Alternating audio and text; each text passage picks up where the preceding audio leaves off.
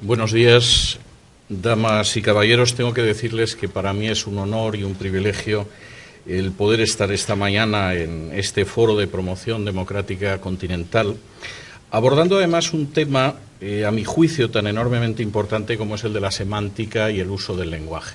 Obviamente, en 15 minutos esto va a ser un vuelo de pájaro, y un vuelo de pájaro muy rápido. Lógicamente quedarán muchos cabos sueltos, pero sí me gustaría abordar algunos temas que me parecen esenciales. Permítanme empezar con una cita. Dice así: todo el aparato gubernamental se dividía en 4 ministerios. El Ministerio de la Verdad, que se ocupaba de las noticias, los espectáculos, la educación y las artes. El Ministerio de la Paz, encargado de las cuestiones relacionadas con la guerra. El Ministerio del Amor, que se ocupaba de mantener la ley y el orden, y el Ministerio de la Abundancia, que era el responsable de los asuntos económicos. La descripción que acaban ustedes de escuchar la escribía en el año 1949 un británico que se llamaba Eric Blair, aunque seguramente muchos sabrán que su nombre de guerra, su seudónimo era George Orwell, y que el libro del que yo he citado es 1984. 1984 describía, en una fecha que ya tenemos 3 décadas a las espaldas, un mundo en el que habría desaparecido la democracia. Y de manera, por cierto, bastante lúcida, me atrevería a decir que brillante, ese mundo en el que habría desaparecido la democracia sería un mundo en el que los únicos regímenes que habría serían precisamente dictaduras socialistas. Eric Blair no escribía porque sí, de hecho tenía una experiencia a las espaldas antes de haber tomado la pluma o la máquina de escribir muy interesante. En el año 1937 había acudido a España a combatir en una milicia de izquierdas y estuvo a punto de ser fusilado, pero curiosamente no por las tropas del general Franco, sino por los agentes de Stalin en España. Y desde luego había aprendido mucho de esa experiencia. No solamente eso, Eric Blair además describía como la gran amenaza para la democracia que todavía existía en 1949 la creación de sistemas socialistas que tendrían fundamentalmente 3 características. El primero, la escasez. La segunda, el gobierno ejercido mediante una oligarquía que sería imposible de desplazar del poder. Y la tercera, la manipulación del lenguaje. La manipulación del lenguaje iba a ser tan importante que sobre todo iría hacia los sentimientos y que además se serviría de poderosos aparatos mediáticos. En esto, como en muchas otras cosas, hay que decir que Orwell fue profético. No solamente fue profético, yo tendría que decir que si en estos momentos existe una amenaza en Hispanoamérica para la persistencia de las democracias, es precisamente la de regímenes de ese tipo. Regímenes de carácter socialista, en los que abunda la escasez económica, en la que el gobierno está formado por una oligarquía que no tiene la menor intención de verse desplazada del poder y en el que se utiliza una forma de lenguaje, el double talk que decía Orwell, ese lenguaje doble que únicamente es la mentira. De manera bastante reveladora, y creo que esto es para reflexionarlo continuamente, el socialismo totalitario no desapareció en 1991 con el colapso de la Unión Soviética. Todo lo contrario, ha mutado. Y esa mutación, además, está siendo especialmente peligrosa, y me alegro de que se mencionara el Foro de Sao Paulo, porque este es uno de los aspectos que a veces se pasa por alto, pero es enormemente relevante. Ha mutado con visos de extenderse, sobre todo en países que sociológicamente son católicos, y esto por una serie de razones.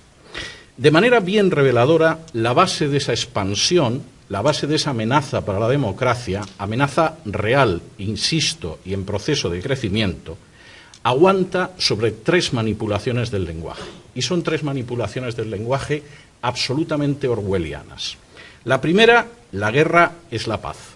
Esa es una antigua historia, una antigua propaganda que viene de la Unión Soviética. El pacifismo era absolutamente soviético, aunque invadieran Hungría en 1956 o Checoslovaquia en 1967, y el pacifismo era una gran arma, sobre todo si no era pacifismo real, sino un pacifismo que sirviera para desarmar a las democracias. Estos nuevos socialismos, que son nada más que mutaciones del antiguo socialismo, no solo pretenden ser pacifistas, sino enfrentarse con los enemigos de la paz, que por definición son Estados Unidos y sus democracias aliadas. La paz se enfrenta con la guerra de acuerdo con esa manipulación del lenguaje. Y eso es algo que se puede contemplar en cualquiera de estos regímenes y, curiosamente, además mostrando que nunca se ha podido utilizar la mentira de una manera más desvergonzada. En Cuba, el ejército sigue teniendo un papel fundamental que no tiene en ninguna democracia. Es más, es columna vertebral de la perpetuación de la dictadura de los hermanos Castro. En Venezuela, el ejército es absolutamente esencial para mantener el régimen chavista. En Nicaragua, el poder sigue siendo ejercido con la alianza de unas fuerzas armadas absolutamente politizadas y que no sirven a los ciudadanos sino a una oligarquía de izquierdas. Y por si esto fuera poco y quedara alguna duda de que efectivamente la guerra es la paz, de acuerdo con esta mentira orwelliana, incluso se traban alianzas internacionales con regímenes que nada tienen que ver con la realidad de Hispanoamérica, como es el régimen de los ayatolás en Irán. Y añadan ustedes a esa ausencia de paz de los que pretenden predicar la paz contra el belicista Estados Unidos, la violencia oficiosa que va de los piqueteros argentinos a las manifestaciones de repudio cubanas o las milicias chavistas, por citar solo algunos de los ejemplos. Es más, sin el uso sistemático de distintas formas de violencia, sin el control de las Fuerzas Armadas y sin la coacción de los más variados tipos, ninguna de estas dictaduras pacifistas se podría mantener 24 horas en el poder. Segunda mentira, la miseria es la justicia de los pobres.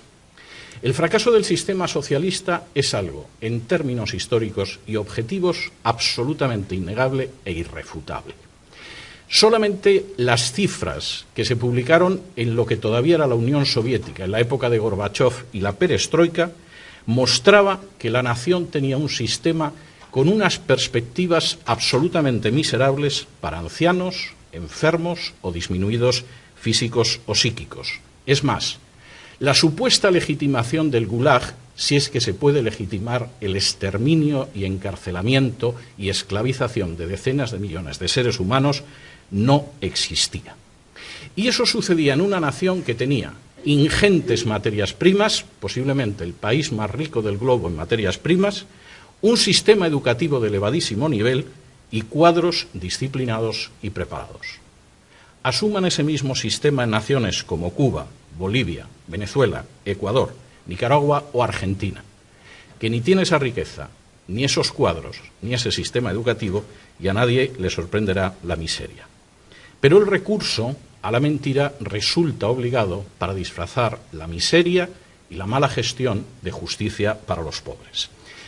Los ejemplos son muchos, no me puedo detener en todos ellos, pero por ejemplo, es la insistencia en culpar de todos los males económicos de las naciones de Hispanoamérica al régimen capitalista, cuando es muy dudable que en la mayor parte de Hispanoamérica, con las excepciones y los matices que ustedes quieran, haya habido jamás un régimen capitalista. Si por régimen capitalista entendemos el libre mercado, la libre competencia y la justicia independiente. Me permitirán que les diga que, en mi opinión, en Hispanoamérica, en términos generales, lo único que ha habido siempre es una continuación del sistema hispánico de riqueza. Es decir, la riqueza no viene de la libre competencia, del talento o de la independencia judicial, sino que viene de la cercanía con el poder político. Y eso quizá explica por qué no ha aparecido ningún Steve Jobs o ningún Bill Gates al sur del Río Grande. Porque en realidad todos sabemos que hasta esas dictaduras socialistas están creando sus propias oligarquías y que los nuevos millonarios, por ejemplo en Venezuela, no es gente de especial talento o con especial capacidad para crear riqueza, sino gente más cerca del calorcito que da el poder. No es de lo mejor que evidentemente trajeron los españoles a América. Y ciertamente el mensaje es claro. La miseria, en realidad, es la justicia para los pobres. Aunque esos pobres tengan que hacer cola para comprar papel higiénico o se hayan enterado hace muy poco de que si viven en Argentina solo podrán hacer 2 compras online al año. No solamente eso. Se tacha de antipatriotas a los que aman a su patria y quieren la libertad de su patria, olvidando la famosa máxima de Thomas Jefferson de que el mayor patriota es el disidente, porque por encima de intereses políticos lo que quiere es la prosperidad y la libertad de su nación. Tercera mentira, las tinieblas son la luz. El impacto de estos sistemas debe muchísimo, aparte de al poderoso aparato de propaganda y, por supuesto, al respaldo internacional, al hecho de que hay una tierra de cultivo que es especialmente favorable. Naciones que han sido maceradas desde hace décadas con conceptos y términos como la opción preferencial por los pobres, o el asistencialismo, o el recelo hacia la economía de mercado, que han padecido, permítanme que utilice ese verbo, la teología de la liberación, eran cultivo abonado para que en un momento determinado creciera la planta siniestra del socialismo totalitario. Y esto era claro ya en los años 70. Cualquiera que sufriera la enorme agonía estética de leer un libro de uno de los teólogos de la liberación brasileño, Fray Beto, titulado Fidel y la religión, donde el dictador cubano pretendía aunar, más bien pervertir y subvertir categorías de pensamiento cristianas para amaestrarlas hacia el comunismo, sabe de lo que estoy hablando. Y cuando los hermanos Boff, posiblemente los teólogos más importantes de la liberación, decían que su base de trabajo era la Biblia, pero su instrumento de análisis era el marxismo, desde luego no estaban hablando por hablar. Estaban empezando a abonar un territorio en el que están creciendo en los últimos años plantas tan amargas como el chavismo o la dictadura de otros personajes parecidos. ¿Hasta qué punto esto funciona? Se puede ver en multitud de manifestaciones. Quisiera centrarme solo en una, porque suele pasarse por alto en los medios de comunicación internacional. En los medios de comunicación internacionales nos fijamos en Cuba, por eso de que Cuba pervierte la situación internacional desde hace más de medio siglo. Nos fijamos en Venezuela, porque es un país importante y petrolífero. Pasamos a la Argentina, que es un país grande, y pasamos por alto, por ejemplo, naciones más pequeñas como Nicaragua. Eso es un gravísimo error. Nicaragua lleva más de 40 años siendo el tubo de ensayo de las experiencias socialistas totalitarias en el subcontinente. La esposa del actual presidente de Nicaragua, el comandante sandinista Daniel Ortega, es auténticamente un paradigma de lo que cabe esperar de las estrategias del Foro de Sao Paulo. Rosario Murillo puede ser al mismo tiempo bruja y llevar entre 15 y 20 anillos en los dedos, generalmente de turquesa, porque al parecer eso evita la mala onda de los enemigos del pueblo, que por supuesto son los que no son sandinistas y aman la libertad. Puede ser considerado un personaje importante de la brujería internacional y al mismo tiempo mantener unas relaciones extraordinarias con el cardenal Obando o señalar que la Virgen ilumina a Daniel Ortega. No solo eso. El grito de propaganda en Nicaragua es «Viva Nicaragua, cristiana, socialista y solidaria». Y presentando al cardenal Obando, antiguo disidente, y yo diría que enemigo valiente del régimen sandinista, Rosario Murillo decía lo siguiente: «Te tenemos aquí para invocar al Altísimo, al Todopoderoso, al Gran Espíritu, al Supremo Hacedor, a la fuerza que nos mueve desde la vida hacia la vida, con nosotros en esta plaza de la fe San Juan Pablo II, su eminencia reverendísima Cardenal Miguel Obando y Bravo». Para añadir a continuación, puro Foro de Sao Paulo: «Cardenal Miguel, eres esa luz de esperanza y fe, viva el cardenal, nuestro amigo fiel». Y por supuesto en Nicaragua la revolución se llama la Revolución del Amor. Rosario Murillo dice que empuñan las armas del amor y, por si fuera poco, para terminarlo de arreglar, es habitual en los medios de comunicación que veamos al comandante yendo a misa. Parece que eso no está influyendo mucho en sus hábitos políticos. Que todo esto se parezca algo a lo contenido en las páginas de la Biblia es dudoso, pero que resulta efectivo políticamente esa perversión del lenguaje es absolutamente imposible de negar. Quizá, a fin de cuentas, como escribía Pablo de Tarso, a Satanás no le cuesta mucho convertirse en ángel de luz. Quizá, y concluyo, esta tarea, la tarea de mostrar la falsedad del lenguaje, la utilización de la mentira, la perversión de valores queridos para millones de personas, vaya a ser la tarea más relevante de nuestro tiempo.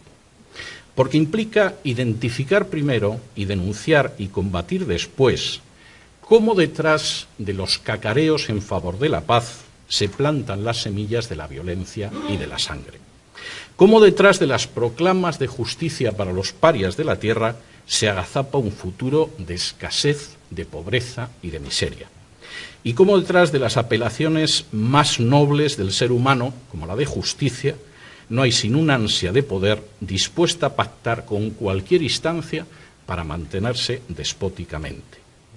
Habría quizá que ir desgranando la realidad para descubrir, como dice un refrán de mi tierra natal, que muchas veces detrás de la cruz quien se agazapa es el diablo. Pero hay que hacerlo con una finalidad, y es la de que el futuro de esos pueblos que amamos y que compartimos una herencia común puedan conocer al final y a la postre los frutos más deseables de la democracia: la prosperidad, la paz y la libertad. Y para esa tarea resulta indispensable el distinguir lo verdadero de lo falso, lo real de lo propagandístico y lo auténtico de lo ficticio. Habrá que asumir, como decía una de las personas que me ha precedido en el uso de la palabra, que al final existe una enorme carga de realidad en esa máxima de Jesús que afirmaba: conoceréis la verdad y la verdad os hará libres, porque si os dejáis llevar por la mentira, solo podréis aspirar a ser esclavos. Muchas gracias.